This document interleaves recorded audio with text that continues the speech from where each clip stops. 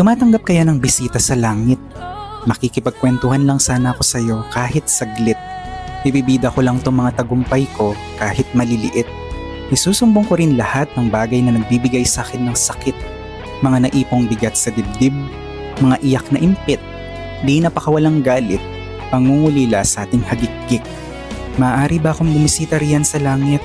Sasamahan kita sa tahimik. Masyado na kasing maingay dito sa daigdig. Mas umingay nung ika'y mawaglit. Pinupuno ng kung ano-anong alalahanin ang isip. Sobra ang init, hinahanap naman ng yakap mo sa lamig. Pwede bang puntahan kita at yumakap lang ng mahigpit? Ako na lang ang bibisita riyan sa langit.